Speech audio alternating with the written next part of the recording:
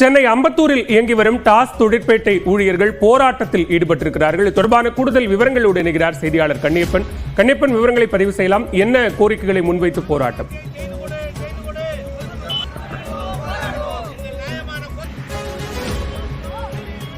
கண்ணியப்பன், இணைப்பில் இருக்கீங்களா?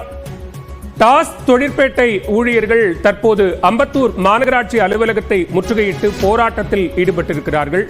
25 தெருக்களில் சாலை மின்விளக்கு வசதிகள் முறையாக இல்லை என்கிற புகார்களை முன்வைத்து தற்போது ஊழியர்கள் போராட்டத்தில் ஈடுபட்டிருக்கிறார்கள். கூடுதல் விவரங்களோடு இணைகிறார் செய்தியாளர் கண்ணியப்பன். கண்ணியப்பன், தொடரலாம். சென்னை பெருநகர மாநகராட்சிக்குட்பட்ட அந்த அம்பத்தூர் மண்டலம் 7வது பகுதிக்கு உட்பட்டது இந்த அம்பத்தூர் தொழிற்பேட்டையும் உள்ளது. இங்கு 1900க்கும் மேற்பட்ட தொழிற்சாலைகள் இயங்கி வருகின்றன. அந்த தொழிற்சாலைகளுக்கு மூலாதார பொருட்களை உற்பத்தி செய்யக்கூடியது வடக்கு பகுதியில் அமைந்திருக்கக்கூடிய டாஸ் தொழிற்சாலை.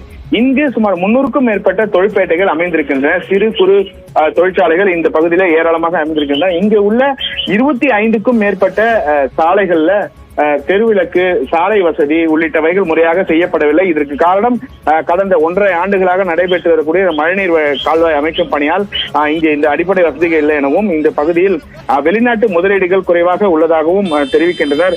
குறிப்பாக மருத்துவ உற்பத்திகள், சிறு சிறு மோல்டிங், ஸ்டாம்பிங், ஆட்டோமொபைல் உதிரி பாகங்கள் உள்ளிட்டவைகள்லாம் இந்த சிறு தொழிற்சாலைகள்ல செய்யப்படுகிறது. ஆட்டோமொபைல் கருவிகள், இந்த போன்ற மருத்துவ உபகரணங்கள்லாம் செய்யக்கூடிய இந்த பகுதியில் வெளிநாட்டு முதலீடுகள் ஈர்க்க முடியவில்லை.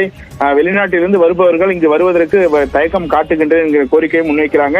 கடந்த 30 ஆண்டுகளாக செயல்பட்டு வரக்கூடிய இந்த பகுதியில் ஆண்டுக்கு 25 - 50 கோடி ரூபாய் வரை வரி செலுத்துவதாகவும் கமர்ஷியல் வரி செலுத்துவதாக தொழிற்சாலைகளுடைய அவங்களுக்கு தர வேண்டிய அந்த பெனிஃபிட் எதுவுமே கிடைக்கவில்லை. அதிகாரிகள் தற்போது மாநகராட்சியின் கட்டுப்பாட்டில் இருக்கக்கூடிய இந்த பகுதியில எதுவும் அடிப்படை வசதிகளும் செய்து தரப்படவில்லை என்ற ஏற்கனவே பல கோரிக்கை முன்வைத்தும் அதிகாரிகள் எந்த நடவடிக்கை எடுக்கவில்லை. தற்பொழுது பெய்து வரக்கூடிய மழையின் காரணமாக சாலைகள் மிகவும் மோசமாக குண்டும் குழியுமாக மாறி வாகனங்கள், லோடு வாகனங்கள் உள்ளே சென்று வர முடியாத சூழ்நிலை ஏற்பட்டிருக்கிறது. மேலும் பிரதான சாலை தனியார் ஆக்கிரமிப்பு உள்ளதாகவும் அதை அகற்ற வேண்டும் உள்ளிட்ட பல்வேறு கோரிக்கை வலியுறுத்தி சென்னை மாநகராட்சி மண்டலம் 7வது அலுவலர் தமிழ்செல்வனிடம் நேரடியாக சென்று அவங்க குறைகளையும் தீர்த்தனர். சுமார் 1.5 மணி நேரமாக பேச்சுவார்த்தை என்பது நடைபெற்றது. அதில் சென்னை மாநகராட்சி ஆணையரிடம் கூறி தற்போது இந்த பிரச்சனைக்கு தீர்வு காணுவதாக அதிகாரிகள் தெரிவிக்கின்றனர். பாலவேல், விவரங்களுக்கு நன்றி கண்ணியப்பன். தருமபுரி மாவட்டம் கடத்தூர் அருகே மின்கம்பத்தில் தனியார் பேருந்து மோதும் சிசிடிவி காட்சி வெளியாகி இருக்கிறது. அந்த காட்சிகளை தற்போது பார்க்கலாம். கூடுதல் விவரங்களோடு இணைகிறார் செய்தியாளர் சுகுமார். சுகுமார், விவரங்களை பதிவு செய்யலாம். விபத்து எப்படி நடந்தது? பாலா, அதாவது தருமபுரியிலிருந்து கடத்தூர் வழியாக பாசாரிப்பட்டி வழி சேலம் நோக்கி சென்ற தனியார் பேருந்து இருசக்கர வாகனத்தின் மீது மோதாமல் இருக்க ஓட்டுநரின் சாமர்த்தியம் காரணமாக இடது பக்கமாக திருப்பி கம்பத்தில் மோதி சிசிடிவி காட்சி தற்பொழுது பரபரப்பை ஏற்படுத்துகிறது.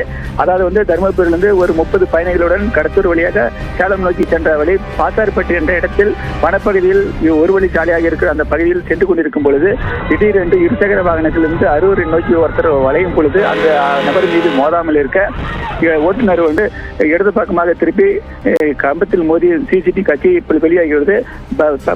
பேருந்து அந்த இருசக்கர வாகனத்தில் மோதாமல் திருப்புவதற்காகவே ஓட்டுநர் சாமர்த்தியமாக திருப்பி மின்கம்பத்தில் மோதி லேசான காயத்துடன் பேருந்தில் பயணம் செய்த ஒரு 30க்கும் மேற்பட்டோர் லேசான காயத்துடன் உயிர் தப்பினார். அதே போல இருசக்கர வாகனத்தில் வந்த நபரும் பேருந்து மீது மோதாமல் இருந்து அவரும் உயிர் தப்பியுள்ளார். இந்த சிசிடிவி காட்சி அந்த பேருந்தில் பொருத்தப்பட்டுள்ள அந்த சிசிடிவி கேமரா பதிவாகி தற்பொழுது வெளியாகி பெரும் பரபரப்பு ஏற்றுள்ளது. பாலா,